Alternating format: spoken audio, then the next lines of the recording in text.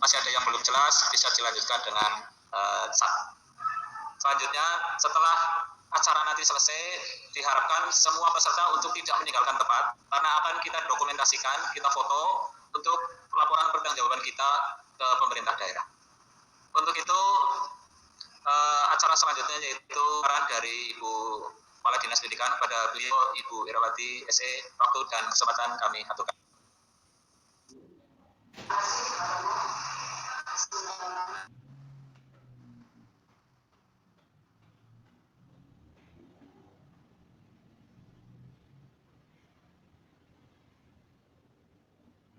Pak Tomo, selaku panitia PPDB tingkat kabupaten untuk tahun ajaran atau tahun pembelajaran 2020-2021, serta Bapak Ibu Kepala Sekolah SMP Negeri Swasta Kabupaten Banyumas, Bapak Ibu Korwil Kabupaten Banyumas, Bapak Ibu Kepala Sekolah SD Negeri Swasta Kabupaten Banyumas, dan seluruh peserta kegiatan sosialisasi PPDB tahun 2020 pada kesempatan pagi hari ini yang saya hormati dan saya banggakan.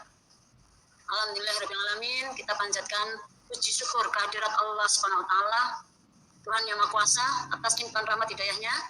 Kita diberikan kesempatan untuk bisa bersilaturahmi melalui media elektronik, karena keterbatasan dengan adanya wabah yang masih melanda di Kabupaten Banyumas. Namun wabah tidak menghalangi aktivitas kita, sehingga alhamdulillah kita masih bisa melaksanakan tugas yang harus kita selesaikan di tahun pelajaran 2020-2021 untuk mengawali 2019-2020 untuk mengawali tahun pelajaran 2020-2021. Pastinya dengan seleksi penerimaan peserta didik baru, baik untuk PAUD, di dalamnya dalam hal ini ada taman bermain, TK, dan TPA, serta untuk SD dan SMP. Alhamdulillah kita sudah bisa menyelesaikan peraturan Bupati nomor 12 tahun 2020 tentang penerimaan peserta didik baru pada TK atau PAUD, SD dan SMP, serta sudah ditindaklanjuti dengan keputusan Kepala Dinas Pendidikan tentang juknisnya, bagaimana tata caranya untuk bisa melakukan seleksi ataupun penerimaan peserta didik baru di tahun 2020-2021. Dan pastinya Bapak Ibu sudah paham, sudah diketahui bagaimana sistem penerimaan peserta didik baru untuk tahun pelajaran 2020-2021. Kita pun tidak lepas dengan surat atau Permendikbud. Kita tidak lepas dari Permendikbud yang mengatur tentang PPDB. Hanya saja di dalam penetapan zonasinya itu yang diserahkan kepada daerah, dan kita sudah rapat koordinasi yang melibatkan beberapa pihak dan disepakati sistem zonasinya kita seperti tahun kemarin, yaitu dibagi dengan 3 level, ada zona 1, zona 2, dan zona 3. Ini sangat sudah dipahami oleh teman-teman semua, karena seperti tahun kemarin, sehingga berkaitan dengan zonasi ini mestinya sudah tidak ada pertanyaan, karena ini sudah berlangsung tahun kemarin dan ini adalah tahun yang kedua. Kemudian Bapak Ibu yang saya hormati, terkait PPDB tahun ini sesuai dengan Permendikbud nomor 44 kalau tidak salah, itu untuk jalurnya itu bertambah 1 jalur, yaitu jalur afirmasi, dan ini pun sudah sangat diketahui saya yakin oleh teman-teman semua. Nanti bagaimana tata caranya untuk jalur zona 1, 2, 3, jalur afirmasinya, jalur perpindahan orang tua, ini perpindahan orang tua ya, bukan anaknya yang berpindah, tapi orang tua mengikuti, anak mengikuti orang tua yang berpindah. Jadi bukan orang tuanya anaknya mau disekolahkan kemana, ini bukan seperti itu. Jadi ini tidak perlu ada pertanyaan, jelas-jelas perpindahan orang tua. Kemudian jalur prestasi, ini semua sudah ada di dalam juknisnya, sudah sangat jelas, namun nanti akan disampaikan secara detail oleh Pak Sekretaris, oleh Pak Kadir. Ini nanti mudah-mudahan bisa dipahami. Bahkan kita pun sudah siapkan video tutorial untuk masyarakat bisa nanti melakukan pendaftaran secara mandiri. Kalau dulu masih dibantu oleh sekolah atau ada operator sekolah supaya membantu. Tahun ini dengan pandemi yang seperti ini, tadi seperti disampaikan oleh Pak Tomo, bahwa tidak boleh ada pengumpulan massa atau tidak ada gerombolan massa. Kami khawatir kalau terjadi seperti tahun kemarin, kalau pelaksananya seperti tahun kemarin, bahwa bagi yang tidak mampu menggunakan media sosial, itu dibantu dari operator di sekolah. Kami khawatirnya nanti di sekolah terjadi penumpukan massa. Sehingga tahun ini kita sepakati bersama adalah online murni yang bisa mengisi semuanya dalam masyarakat. Makanya kita siapkan untuk video tutorialnya. Jadi masyarakat mestinya tidak perlu khawatir. Dan ini yang perlu disampaikan oleh Bapak Ibu Kepala Sekolah, Bapak Ibu Korwil, dan Bapak Ibu Guru. Bila di lingkungannya masing-masing ada anak yang kebetulan mau masuk ke SMP, mohon untuk bisa dibantu tata caranya saja, ya, biar masyarakat kita mandiri. Karena apa? Mau tidak mau, dengan adanya pandemi, dengan adanya pembatasan kegiatan sosial kita, maka semuanya ini seperti dipaksa untuk pintar bermain teknologi. Bapak Ibu guru sekarang sudah canggih. Semuanya pembelajaran sudah bisa dilakukan dengan media elektronik. Kenapa tidak masyarakat kita juga kita didik untuk bisa mandiri dalam hal penggunaan media elektronik, tidak hanya untuk WA-an, ya, tidak hanya untuk WA-an, tapi bagaimana orang tua bisa membantu putra-putrinya untuk bisa mendapatkan sekolah. Kemudian Bapak Ibu yang saya hormati, pasti juga Bapak Ibu menunggu-nunggu, dan saya juga paham dengan adanya surat edaran dari kami tentang pembelajaran dari rumah yang kita perpanjang sampai dengan tanggal 30 Juni. Pasti Bapak Ibu juga bertanya-tanya, ini kapan kita bisa bertemu dengan anak-anak? Kapan saya bisa masuk ke sekolah? Kapan bisa saya mengajar dengan cara tatap muka?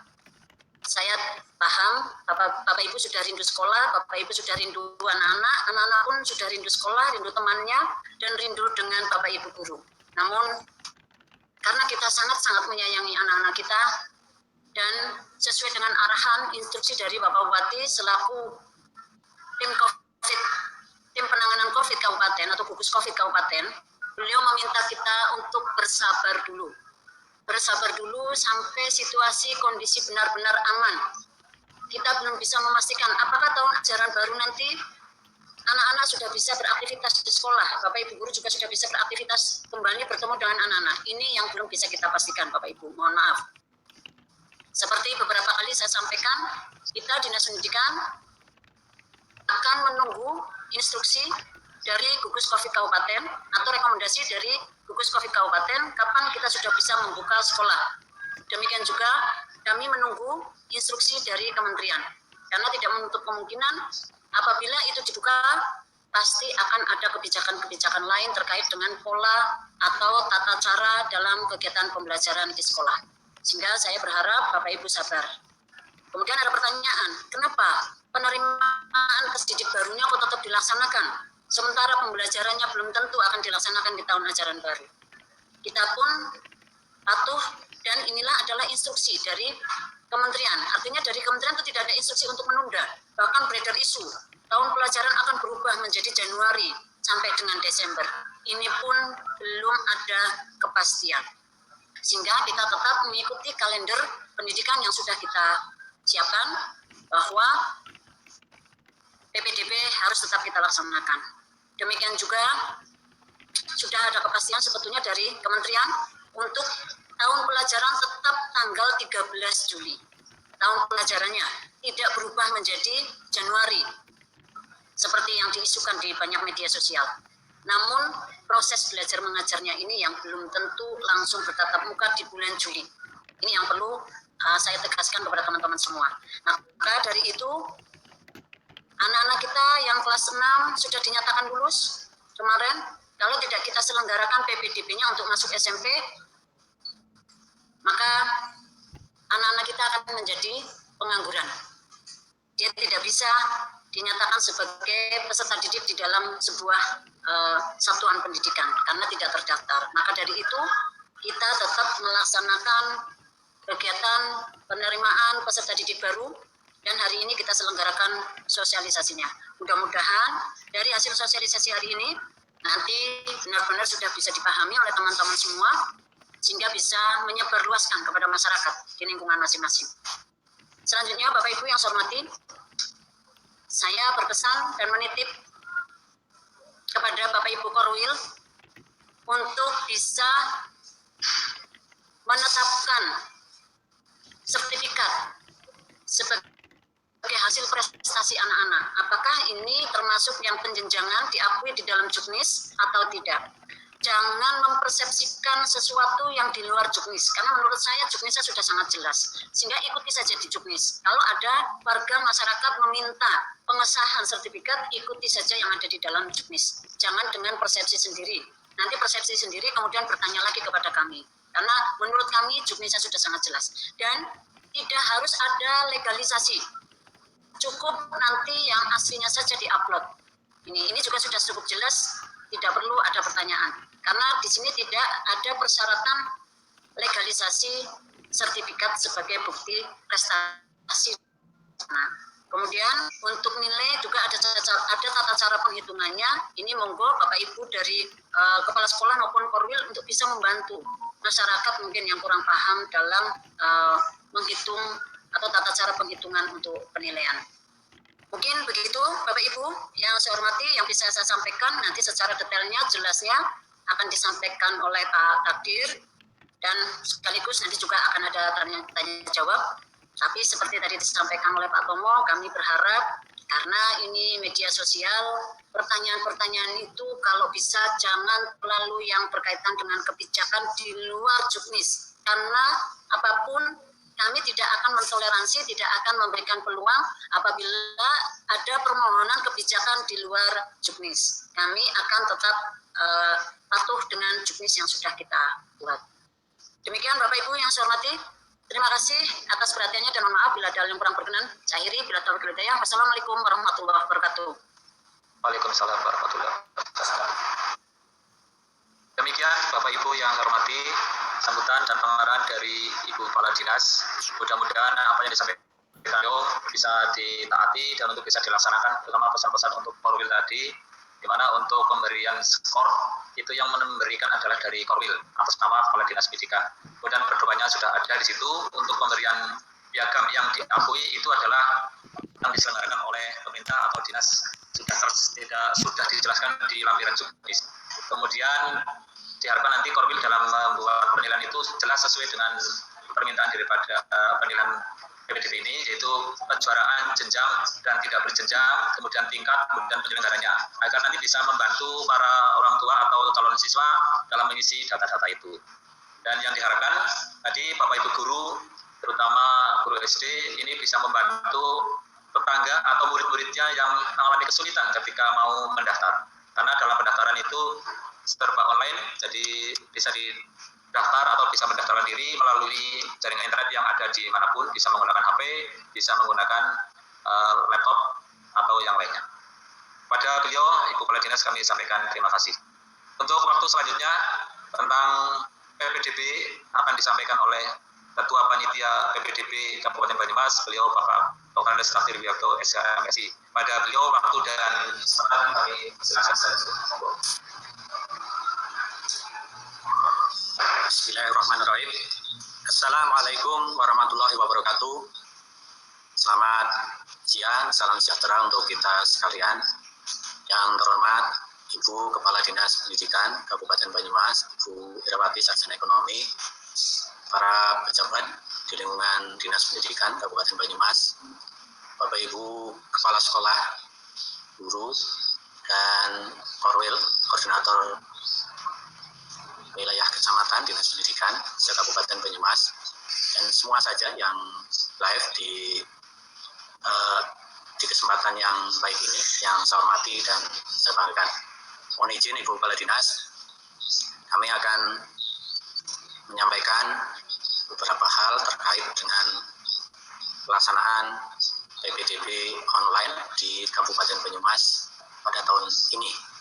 Sebelum sampai kepada materi, terlebih dahulu kami menyampaikan masih dalam situasi Hari Raya Idul Fitri, walaupun ini sudah agak terlambat, kami secara pribadi dan dinas menyampaikan ucapan selamat Hari Raya Idul Fitri 1441 Hijrah, dan mohon maaf atas segala salah khilaf yang telah kami lakukan, baik itu disengaja maupun tidak disengaja, kepada Ibu dan kepada semua pejabat di lingkungan Dinas Pendidikan, dan termasuk kepada Bapak Ibu Kepala Sekolah dan Korwil serta guru yang selama ini kami melayani Bapak Ibu sekalian.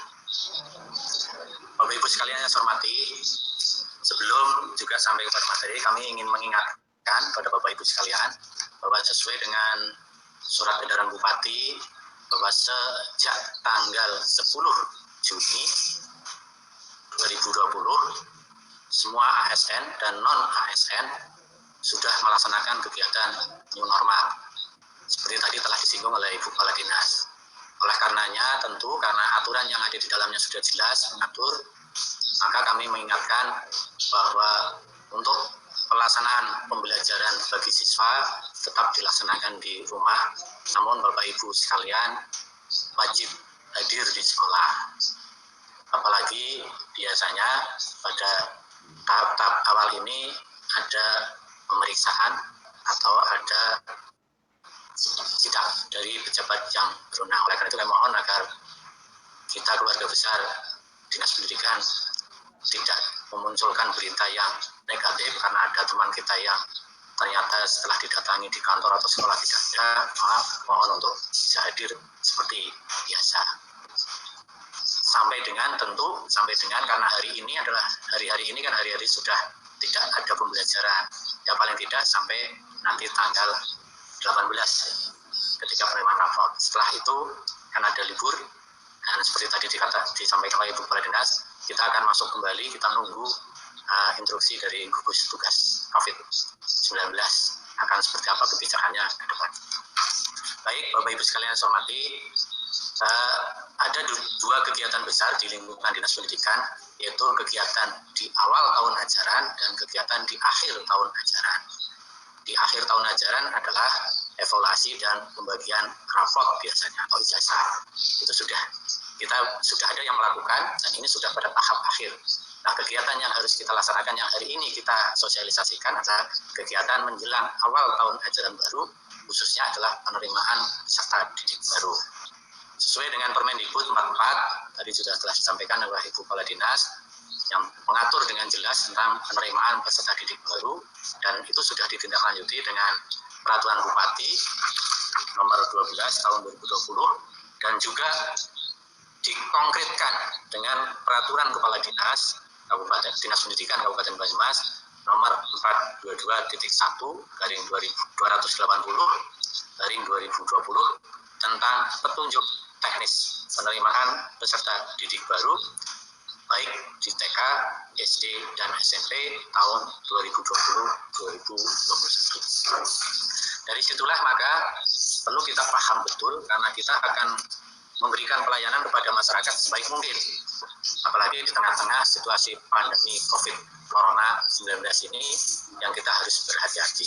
Oleh karena itu kami juga ingin mengingatkan kepada teman-teman agar protokol kesehatan tetap kita jaga, kita pegang dengan sebaik mungkin. Seperti kita ketahui di dalam Peraturan Bupati nomor 12 tahun 2020 tentang PDB ini, ada di dalamnya adalah ada 3 jenjang yang diatur, yaitu penerimaan peserta didik di PAUD atau TK, penerimaan peserta didik di SD, dan penerimaan peserta didik di SMP. Kami akan menjelaskan secara umum dan mungkin nanti teknis lebih detail akan disampaikan oleh Pak Sutomo. Saya berharap bahwa Bapak Ibu teman-teman, karena menjadi pusat pertanyaan bagi masyarakat, tentu saya harapkan paling tidak mengetahui atau syukur bisa menguasai tentang peraturan Bupati nomor 12 dan peraturan Kepala Dinas Pendidikan Kabupaten Banyumas tentang petunjuk teknis pelaksanaan PPDB ini. Sehingga paling tidak masyarakat nanti akan puas dengan jawaban yang akan disampaikan oleh Bapak Ibu sekalian. Seperti kita ketahui bahwa sebagai contoh misalnya PPDB di jenjang PAUD.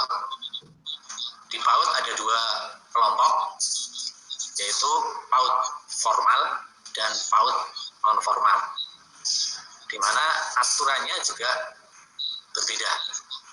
PAUD formal itu mengatur persyaratan yang ada di dalam PAUD formal adalah berusia 5 tahun atau paling rendah 4 tahun untuk kelompok A.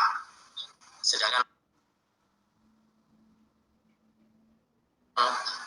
yang kelompok B adalah persyaratannya adalah 6 tahun atau paling rendah 5 tahun. Saya percaya bahwa teman-teman di PAUD sudah menguasai betul. Tapi biasanya kalau tidak diingatkan kembali, kita akan menjadi lupa. Kemudian PAUD non formal usianya adalah 0 sampai 6 tahun untuk taman penitipan anak, kelompok bermain, dan satuan PAUD sejenis. Sedangkan yang usia 4 sampai 6 tahun dapat diterima di taman penitipan anak, kelompok bermain maupun LSPS jika di daerah tersebut dalam radius 500 meter belum terdapat TK, RA, atau PH. Ini adalah persyaratan yang ada di pendaftaran atau di penerimaan khususnya di jenjang PAUD. Kemudian persyaratan yang lain tentu diharapkan adalah semua masyarakat atau siswa yang mendaftar di sekolah diutamakan memiliki akta kelahiran. Kalau hal tersebut tidak mungkin, maka surat keterangan lahir dari peserta didik juga harus ada. Dan juga fotokopi kartu keluarga, ini juga jangan sampai dilewatkan. Karena di dalam kartu keluarga tercantum juga nomor induk. Ya, ini biasanya sangat dibutuhkan. Itu penerimaan atau persyaratan penerimaan peserta didik di jenjang PAUD. Kemudian persyaratan calon peserta didik di jenjang SD berusia 7 tahun sampai dengan 12 tahun pada tanggal 1 Juli 2020. Dan juga bisa berusia paling rendah 6 tahun pada tanggal 1 Juli 2020. Artinya begini Bapak Ibu sekalian, untuk anak-anak atau siswa yang berusia 7 sampai 12 tahun ini memiliki prioritas utama untuk diterima di sekolah dasar. Sedangkan bagi mereka yang usianya di bawah 6 tahun harus ada bukti lain, misalnya dia punya kecerdasan tertentu maupun punya bakat istimewa. Dan ini harus dibuktikan dengan surat rekomendasi secara tertulis dari psikolog atau dewan guru atau kepala PAUD atau kepala TK yang bersangkutan. Ini untuk yang masuk ke jenjang SD. Kemudian persyaratan yang lain bisa juga adalah pernah mengikuti pendidikan anak usia dini minimal 1 tahun pada lembaga yang memiliki izin operasional dari Dinas Pendidikan. Ini juga menjadi persyaratan bagi anak-anak yang nanti mau mendaftar ke jenjang sekolah dasar. Hal tersebut dikecualikan untuk sekolah yang menyelenggarakan pendidikan khusus, menyelenggarakan pendidikan layanan khusus dan berada di daerah tertinggal, terdepan, dan terluar. Saya kira untuk di Kabupaten Banyumas tidak ada, kecuali ada desa-desa yang memang sesuai dengan keputusan Kementerian Desa Tertinggal, termasuk di daerah yang patut mendapatkan bantuan jasaan untuk para gurunya. Ini Bapak Ibu sekalian untuk yang jenjang SD. Kemudian untuk yang jenjang SMP, persyaratan pendaftarannya adalah memiliki sertifikat hasil ujian sekolah atau madrasah atau SHUS atau M asli ini. Akta kelahiran atau surat lahir calon peserta didik, kartu keluarga, piagam kejuaraan, dan lain-lain. Ini semua diatur di dalam petunjuk teknis tentang penerimaan peserta didik. Bapak Ibu sekalian yang saya hormati, untuk pendaftaran PPDB tahun 2020-2021 ini dilaksanakan dengan beberapa jalur. Yang pertama adalah jalur zonasi, kedua afirmasi, ketiga perpindahan tugas orang tua, dan yang keempat prestasi. Seperti tadi telah disinggung oleh Ibu Kepala Dinas bahwa khusus untuk jalur pendaftaran kali ini di tahun 2020-2021 memang ada tambahan satu, yaitu jalur afirmasi. Ini yang perlu juga dipahami oleh Bapak Ibu, teman-teman sekalian yang ada di lapangan. Penetapan zonasi, saya kira sudah paham Bapak Ibu sekalian, itu zona ada zona 1, zona 2, dan zona 3. Zona 1 adalah desa atau kelurahan suatu sekolah itu berada. Ini wajib siswanya diterima. Sedangkan zona 2 yaitu desa atau kelurahan di luar zona 1, tetapi masih dalam wilayah satu kecamatan sekolah itu berada. Itu masuk dalam kategori zona 2. Kemudian zona 3 adalah desa atau kelurahan di luar zona 1 dan 2, dalam dan atau luar kabupaten satu sekolah itu berada. Jadi zona 3 itu seperti biasa, ada di desa-desa atau kelurahan di luar kecamatan tersebut, tetapi masih di dalam wilayah Kabupaten Banyumas, tetapi juga bisa menyentuh wilayah kabupaten lain, terutama yang bertetangga langsung dengan sekolah itu berada. Bapak Ibu sekalian yang saya hormati, kemudian rencana jadwal pendaftaran, kita sudah menyeting jadwal pendaftaran, yaitu gelombang 1 dan gelombang 2. Kalau gelombang 1 online. Gelombang 1 kita rencanakan dimulai tanggal 15 sampai tanggal 26 Juni 2020. Pendaftaran. Pengumuman hasil seleksi adalah tanggal 30 Juni 2020. Dan pendataan ulang tanggal 1 sampai tanggal 3 Juli. Sedangkan gelombang 2 baru akan kita mulai setelah gelombang 1 selesai. Dan kuotanya tentu akan berbeda, lebih kecil atau berkurang. Terutama untuk sekolah-sekolah yang memang kuotanya belum tercukupi. Pendaftaran akan kita mulai tanggal 1 sampai dengan 3 Juli 2020. Pengumuman hasil seleksi tanggal 6 Juli 2020. Dan pendataan ulang akan dilakukan tanggal 8 Juli 2020. Nah, ini adalah hal-hal yang barangkali Bapak Ibu sekalian diketahui, sehingga ketika ada masyarakat yang menanyakan kepada Bapak Ibu akan segera terjawab dengan baik. Sedangkan yang lain-lain nanti teknis mungkin ada seleksi untuk zonasi 2 dan zonasi 3, mungkin nanti akan bisa kita diskusikan. Oh iya, khusus untuk tenaga medis, istilahnya NES ya, NAS ya. Ini juga ada ya, karena putra-putri beliau atau beliau sendiri adalah sangat berjasa dalam penanganan wabah COVID-19, maka melalui kebijakan Kepala Dinas yang sudah disetujui oleh Pak Bupati, diberikan keistimewaan kepada mereka untuk bisa diterima di sekolah yang mereka tuju, tentu dengan ada persyaratan-persyaratan yang nanti akan dikeluarkan oleh Kepala Dinas Pendidikan Kabupaten Banyumas. Ini itu yang barangkali hal-hal yang perlu saya sampaikan kepada Bapak Ibu sekalian. Dan nanti juga ada yang gelombang 2 adalah yang termasuk pendaftaran offline ya, offline. Selain online juga akan dilakukan dengan offline. Ini secara umum barangkali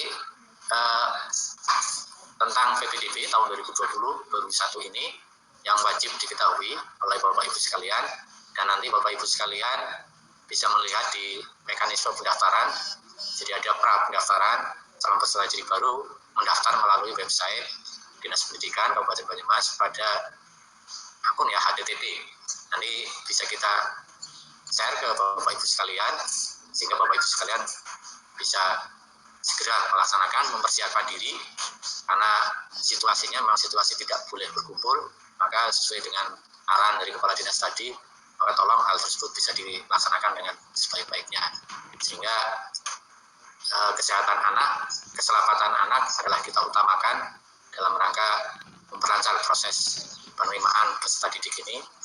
Dan mudah-mudahan apa yang kita upayakan dalam PPDB ini nanti bisa kita laksanakan dengan sebaik-baiknya. Demikian yang dapat kami sampaikan. Nanti mungkin teknis secara detail nanti akan juga bisa disampaikan oleh Sekretaris BPDB Pak Sutomo, dan barangkali ini yang dapat kami sampaikan. Terima kasih. Billahi taufiq wal hidayah. Assalamualaikum warahmatullahi wabarakatuh.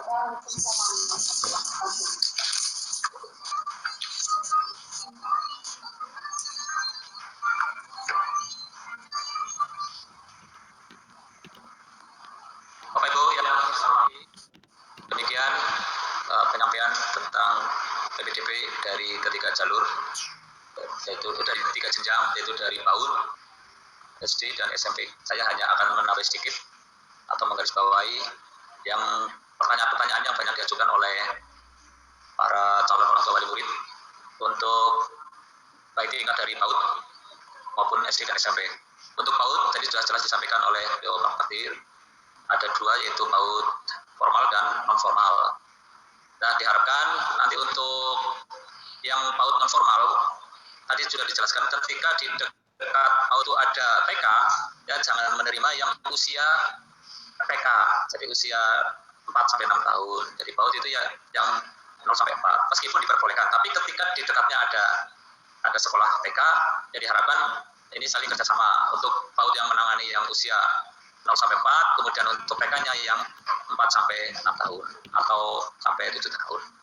Itu untuk PAUD. Kemudian untuk SD, di salah satu syarat itu ada yang menyebutkan bahwa pernah mengikuti pendidikan di PAUD minimal 1 tahun atau pra SD minimal 1 tahun. Nah, ini masih dalam rangka istilahnya penyesuaian atau masih peralihan, maka mungkin untuk sekolah-sekolah tertentu yang memang di desa itu jauh dari PAUD atau jauh dari TK, hanya terdapat SD dan tidak ada TK, atau ini masuk kategori daerah terpencil. Kalau memang di desa itu belum ada PAUD, maka mungkin untuk tahun ini masih bisa diperbolehkan kalau diizinkan oleh Ibu Kepala Dinas. Kalau tahun ini seandainya untuk yang syarat pra SD itu untuk daerah-daerah terpencil atau masih daerah-daerah tertentu masih diperbolehkan untuk menerima yang belum PAUD. Itu kalau mohon penjelasan nanti dari Ibu, apakah ini sudah diperbolehkan, apa sudah mutlak harus PAUD 1 tahun. Kalau memang, kalau menurut saya karena ini masa transisi, peraturannya baru dibuat tahun ini, mungkin monggo Ibu, untuk Ibu menambahkan untuk tentang yang pra SD itu. Oke, langsung awal ya. Ya, terima kasih Pak Tomo. Seperti tadi Pak Tomo sampaikan, saya sepakat kalau untuk PAUD dengan persyaratan pra SD 1 tahun, ini menurut saya tahun ini belum bisa menjadikan sebuah kewajiban. Karena apa? Sosialisasi kita tentang pra SD ini kan belum menyeluruh, sehingga masyarakat kita pastinya masih banyak yang belum menyekolahkan putra-putrinya untuk bisa memenuhi ketentuan pra SD 1 tahun. Sehingga seperti Pak Tomo tadi sampaikan, saya sepakat ini masa transisi. Mungkin di tahun pembelajaran 2020-2021 nanti untuk mempersiapkan di 2021-2022, sosialisasi tentang pra SD selama 1 tahun ini akan lebih kita giatkan, sehingga masyarakat sudah sangat menyadari betapa pentingnya pendidikan di PAUD itu. Karena pendidikan karakter utama atau pertama untuk anak-anak kita ya ada di PAUD. Ini mudah-mudahan nanti masyarakat kita bisa menerima dan bisa melaksanakan sesuai dengan apa yang kita harapkan, sehingga begitu masuk SD, anak-anak ini sudah terbiasa dengan kegiatan di sekolah. Di SD Bapak Ibu gurunya tidak terlalu seperti di PAUD jadinya. Mungkin begitu Pak Tomo. Terima kasih Ibu Kepala Dinas. Tadi cukup jelas disampaikan PAUD ini untuk pra SD masih masa transisi dan masa sosialisasi, sehingga bagi SD yang mau menerima bisa istilahnya tidak harus ditaati untuk yang pra sekolah, tapi untuk syarat-syarat yang di atas, yaitu untuk syarat usia 7-12 itu diutamakan, kemudian 6 tahun boleh diterima, dan yang kurang dari 6 tahun atau 5,5 atau 5 tahun 6 bulan itu harus ada ketentuan-ketentuan tertentu yang harus dipatuhi, itu mendapat rekomendasi dari psikolog, atau paling tidak itu yang sangat mudah itu yang sudah pernah sekolah di TK dan sudah lulus TK, itu paling mudah untuk syarat itu ya. Jadi mungkin psikolog itu jauh, paling tidak kalau usia 5,5 tapi sudah tamat SD, tamat TK karena memiliki kelebihan-kelebihan tersendiri sehingga bisa diterima di SD, itu syarat yang harus dipatuhi. Kemudian untuk jenjang SMP, syarat usianya tadi syarat umum seperti yang dijelaskan oleh Bapak Kadir.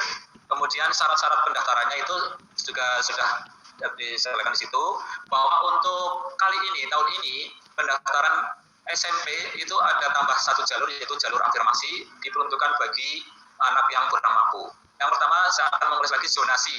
Zonasi ini di dalamnya untuk menampung anak disabilitas. Makanya kemarin kita minta data untuk data anak disabilitas atau ABK dari masing-masing Korwil. Mudah-mudahan data yang dikirim ke kita adalah benar-benar valid, sehingga nanti kita masukkan ke dalam aplikasi, sehingga anak yang memilih jalur atau anak disabilitas dengan memilih atau mencentang pilihan disabilitas, maka akan diprioritaskan diterima. Anak disabilitas ini bisa bersekolah di zona 1, zona 2 maupun zona 3 sesuai dengan wilayah yang terdekat dari anak siswa itu.